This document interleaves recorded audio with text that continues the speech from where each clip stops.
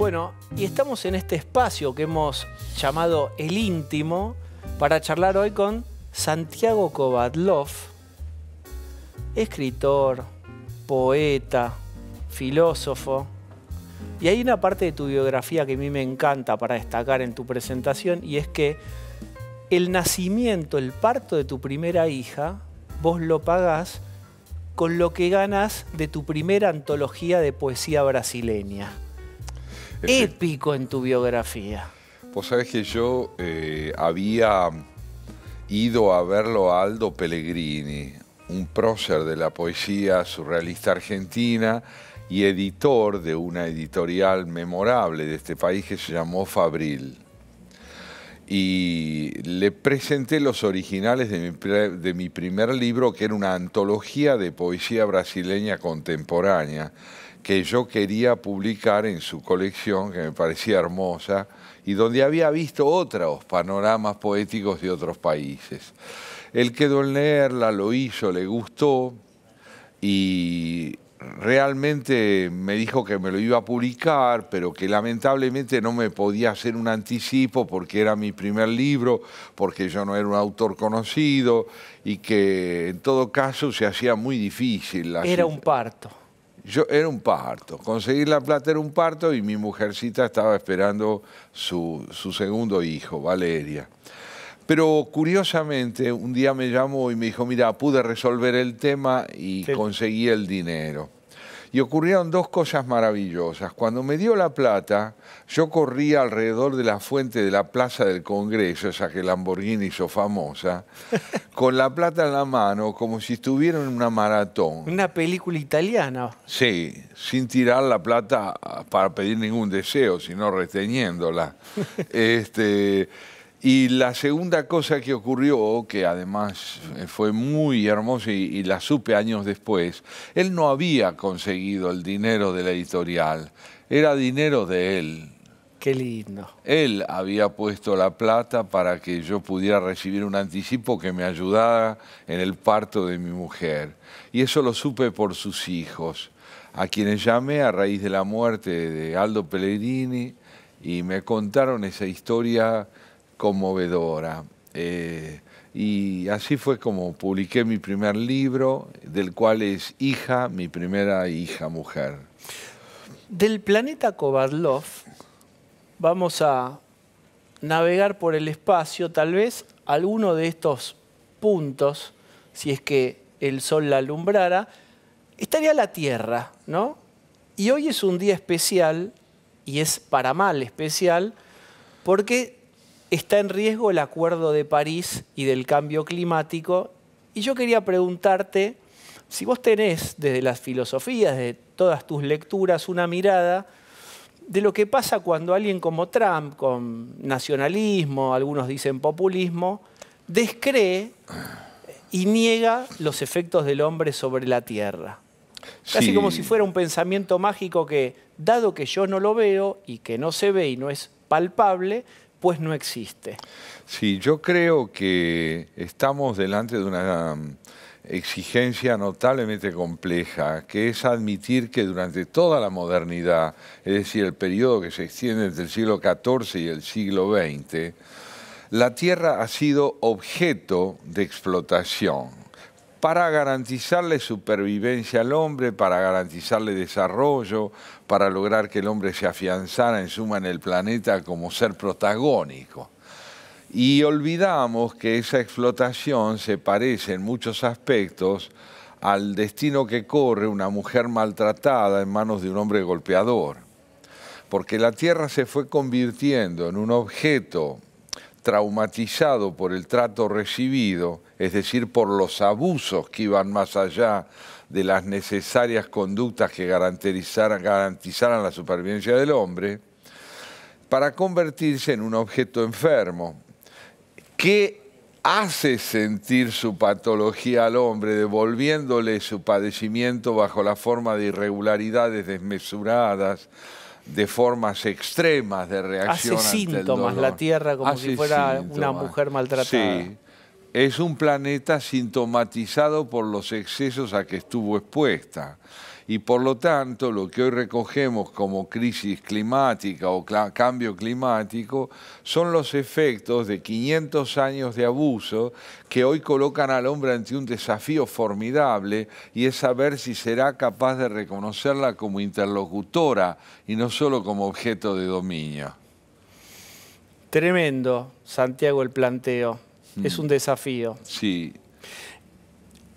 La polución, la contaminación, al igual que la corrupción, tiene niveles respirables y niveles irrespirables. Brasil tiene contaminación, corrupción, ya en niveles irrespirables, y está pasando lo mismo en Argentina. Vos que vivís en Argentina, pero viviste 6 años en Brasil, ¿vos ves alguna diferencia cultural de cómo se toma o cuánta seriedad o importancia, digamos, en función de los jueces que parecen ser como más severos con aquellos que transgreden en Brasil que acá? Sí, yo no generalizaría. Yo diría que en Brasil hay jueces probos, valientes, y que aquí también los tenemos. Jueces que son capaces de jugarse la vida en nombre de la ley. Me parece que la diferencia no pasa por la presencia en Brasil de esos jueces y por su ausencia aquí. En todo caso, pasa por la radicalidad y la rapidez con que los jueces brasileños suelen proceder en la denuncia de la hondura de la corrupción que se ha producido en el campo de la política. Pero la crisis que enfrenta Brasil a raíz de esta transparencia del delito es una pregunta tremenda acerca de cómo se reestructura políticamente una nación que puede llegar a saber mucho del delito de sus dirigencias, pero muy poco sobre la reconstrucción de la dirigencia indispensable para sostener un país dentro del marco político democrático. Esa es una encerrona porque nos faltan quienes a lo largo de la historia plantearon que una dosis de corrupción aceita el funcionamiento de la sociedad. Sí, ese es más o menos como el razonamiento. Mira, yo dejar de pegarte no te prometo, pero sí te prometo una dosis de golpes intensa, pero recortada en el tiempo, 2 veces por semana, digamos. No, yo creo realmente que Brasil está enfrentado como nación a una crisis que viene de muy lejos. No olvidemos que es un país enorme y no toda la población forma parte del mismo escenario político y cívico, cultural y educativo que debería formar. Hace mucho tiempo que Brasil arrastra incumplidos, postergados, los deberes que impone la inscripción de una sociedad vastísima en el marco de un desarrollo equitativo.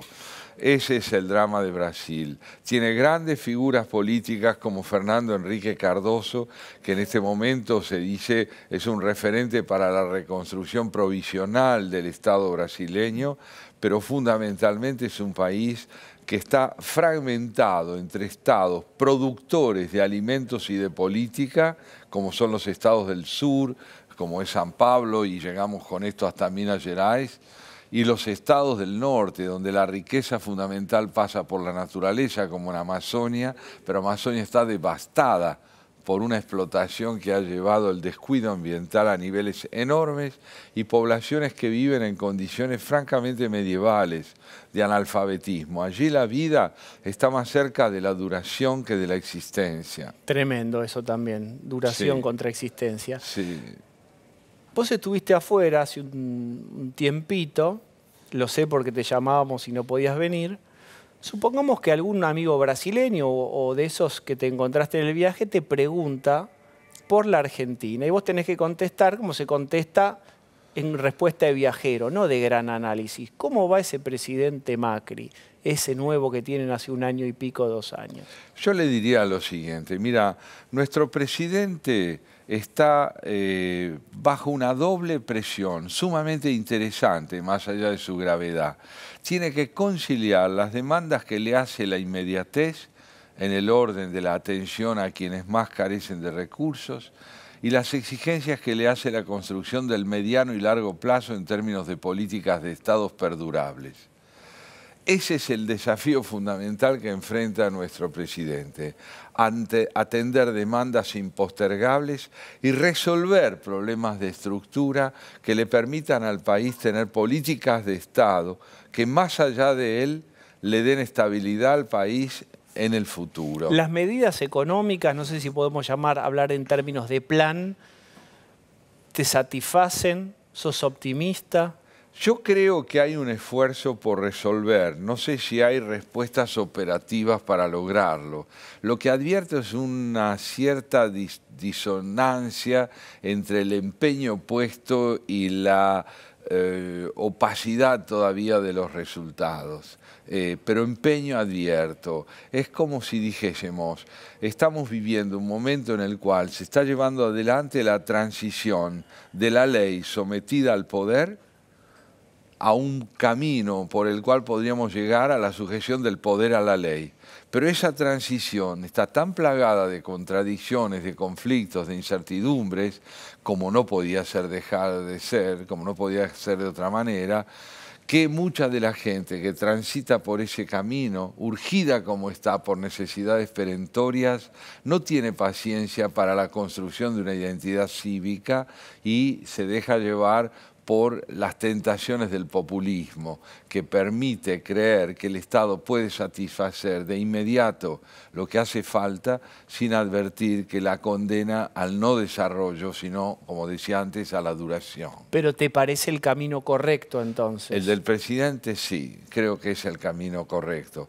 Creo que él ha dejado transparentar la magnitud de nuestra crisis y ese sinceramiento es fundamental para que podamos diagnosticar correctamente lo que pasa. Cierto espectro de intelectuales, digamos, más de izquierda o de centro izquierda, ya las categorías pueden sonar viejas, son muy severos con quienes, como vos, son intelectuales que tienen cierto apoyo con el gobierno. ¿Qué dirías sobre eso? Bueno, que es natural que sea así, porque ellos parten de una hipótesis que para mí es discutible, pero es comprensible que la tengan, y es que el modelo populista es un modelo que permite instaurar nuevas realidades sociopolíticas y jurídicas en el país sobre la base de figuras caudillescas y la reducción del Estado al poder ejecutivo. Es decir, con el aplastamiento del modelo republicano y la supeditación de la Constitución a las demandas del poder de turno. Para mí ese es un modelo anacrónico, no es progresista. Es un modelo viejo que se ha impulsado en el pasado y que permitía que hombres como Rosas tuvieran en sus manos la suma del poder público. En consecuencia, son modelos para mí vetustos que se presentan como reparatorios socialmente cuando en realidad cristalizan a la sociedad en una dependencia feroz del líder. Los 70, hecho traumático que no termina de cerrar como si fuera una herida psíquica, ¿no? como si fuera un accidente que no fue un accidente, y siguen las disputas en ese campo por la resignificación de esa era, como si en términos de Vargas Llosa, dónde se jodió el Perú, dónde se jodió la Argentina, hubiera ocurrido en los 70. ¿Para un lado o para el otro? ¿Qué te pareció el 2x1? Bueno, yo tengo la impresión... ¿Qué te pareció la política de derechos humanos del gobierno? Muy revelador. Yo creo que la reacción popular ante el 2x1 probó dos cosas. Primero, la ley pudo obrar con libertad, pero los resultados a los que llegó no nos interesan.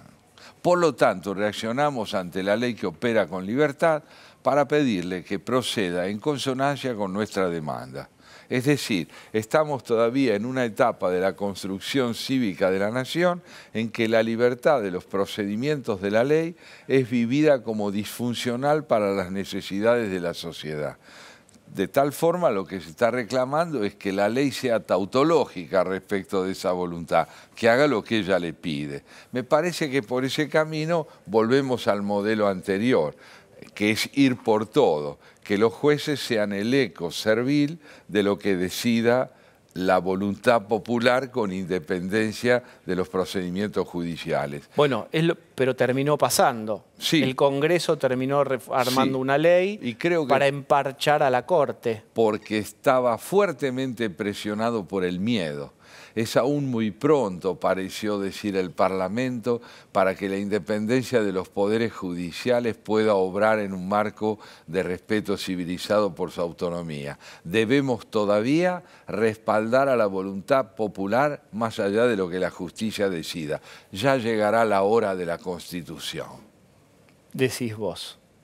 Dirían ellos. Bien. Y ahora vamos a hacer otro viaje en tiempo-espacio y llegamos a 1961. Ahí está Santiago Kovadlov con su hermano caminando, jóvenes, tendrías 18 o 20 años, por las calles tal vez de París. Ese viaje te marca porque vos volvés a San Pablo, donde vivís, y escribís o boceteás lo que terminaría siendo tu primer libro. Y ahí aparece algo lindo, vos le das a tu padre esa maqueta. ¿Y qué sucede? Bueno, yo trabajé al regreso sobre las notas que había tomado en ese primer viaje a Europa, cuyo centro, emocionalmente hablando, había estado para mí no solo en el deslumbrante descubrimiento de un pasado y de una riqueza histórica formidable, sino básicamente en el descubrimiento de la vida cotidiana. Te lo resumo en una imagen. Íbamos entrando a París en un ómnibus de estudiantes y yo levanté la cara y advertí sobre una avenida que solo más tarde sabía que se llamaba Rivoli, una señora que cerraba los postigos de su ventana bostezando. Bostezaba. Yo entraba deslumbrado a París y ella cerraba los postigos de su casa bostezando. La cotidianidad la había absorbido. Y la arbitrariedad del tiempo televisivo me obliga a decirte que vos volvés, le mostrás a tu padre tus bocetos. Le muestro el libro, le digo, papá, ¿querés leerlo? ¿Leerlo? Sí, dámelo, lo voy a leer. Y se lo lleva. Y tarda el padre, yo voy a acelerar esto para que lo puedan disfrutar. Y tarda, y él se pone ansioso porque es la mirada del padre si va a probarlo o no. Y viene el padre con una edición. Al cabo de 4 semanas vuelve mi padre, me trae editado ese manuscrito que yo le había dado, que es tu primer libro. Esta es una copia. Y se lo pedimos que lo... La tapa es una calle de París fotografiada por mi hermano, que llegaría a ser un notable fotógrafo. La constatación, Bravo C, Flavia, cariñosamente, Santiago, octubre de 1962. Y en este libro tu padre te confirmaba como escritor y vos te confirmabas como novio. Sí, porque Flavia, que es una muchacha que ya falleció, fue mi noviecita y yo le regalé ese ejemplar del libro. Ella era brasileña, de origen italiano. Y el libro llega, este ejemplar vuelve a mis manos cuando los hermanos, desmontando su biblioteca, lo encuentran, se lo dan al mío, que vive aún en San Pablo. Y acá está el hallazgo. En un párrafo, pero de 20 segundos, ¿qué es la poesía y qué es la escritura para vos? ¿Qué rol cumplen en tu vida? La poesía es la posibilidad de redescubrir la presencia de las cosas más allá de la costumbre, del tedio, de la indiferencia, de la apatía general. El mundo vuelve a ser presencia inédita gracias a una palabra inspirada. Señor Santiago Kovadlov, gracias por estar acá, haber venido a esta charla. Gracias a ustedes por haber compartido este programa, esperemos que les haya gustado.